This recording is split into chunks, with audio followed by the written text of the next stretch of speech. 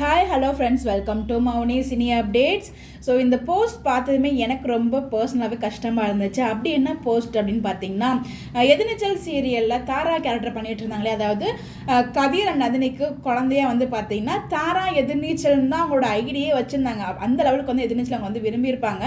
அவங்க நேற்றுக்கு நினைக்கிறேன் ஒரு போஸ்ட் வந்து ஷேர் பண்ணியிருந்தாங்க. அதை பார்த்ததுமே எனக்கு ரொம்பவே ஷாக் ஆகிருந்துச்சு. ஏன்னா அவங்க வந்து விலகலையாம், அவங்கள வந்து டீம்லேருந்தே தூக்கியிருக்காங்க இந்த பாப்பாவை. அது என்ன சொல்லியிருக்காங்கன்னா, என்னை வேண்டுமென்றே மாற்றி விட்டார்கள் எதிர்நீச்சல் 2ல, நான் மிகவும் அழுதேன், ஆனாலும் மனம் இறங்கவில்லை திருசெல்வம் அங்கிள் அப்படிங்கிற மாதிரி வந்து போஸ்ட் பண்ணியிருக்காங்க. ஸோ எந்த அளவுக்கு அவங்க வந்து கஷ்டப்பட்டிருந்தா சோஷியல் மீடியாவில் அதை போஸ்ட் பண்ணியிருப்பாங்க. ஏன்னா வந்து அந்த அந்த கேரக்டருக்கு அந்த பாப்பா ரொம்பவே ஆப்டாக இருப்பாங்க. நேற்று கூட சொல்லியிருப்பேன். ஏன்னா எனக்கு புதுசாக வந்திருக்கவங்கள விட பழசாக அவங்க வந்து தர பாப்பா ரொம்பவே அழகாக ஆக்ட் பண்ணுவாங்க. க்யூட்டாகவும் இருக்கும் அவங்களோட ஆக்டை பார்க்கும்போது. பாட்டிக்கிட்ட பேசுறது அது எல்லாமே நேற்றுக்கு எபிசோட தான் பேசணும்னு நினைக்கிறேன் தாரா பாப்பா. அப்போ திட்டுவாங்க கதிர், ஆனால் கதிரும் ஞானமோ திட்டுவாங்க.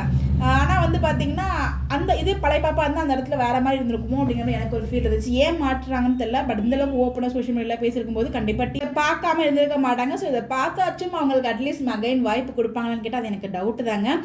ஏன்னா இவ்வளோ தூரம் அவங்க சொல்லியிருக்காங்க, அழுதுருக்காங்க. அப்போ கூட ஏன் வந்து திருசெல்வம் சார் வந்து பாப்பா ரிமூவ் பண்ணாங்கன்னு தெரியல. மேபி ஏதாவது ரீசனாக இருக்கும், அது அவங்களுக்கு மட்டும் தெரியும். ஆனால் இந்த பாப்பா அதை போஸ்ட் பண்ணும்போது எனக்கு ரொம்பவே கஷ்டமாக இருந்துச்சு.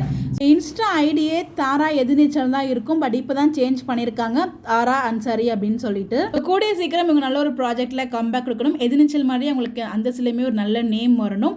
ஸோ அந்த மாதிரி ஒரு ப்ராஜெக்ட் கிடைக்கிறதுக்கு நம்ம சேர்ந்து ஒரு பெஸ்ட் விஷயம் சொல்லியும் கடவுள்கிட்டையும் ப்ரே பண்ணிக்கலாம். ஸோ நீ கவலைப்படாதடா, கண்டிப்பாக உனக்கு நல்ல சான்சஸ் கிடைக்கும். தேங்க்யூ.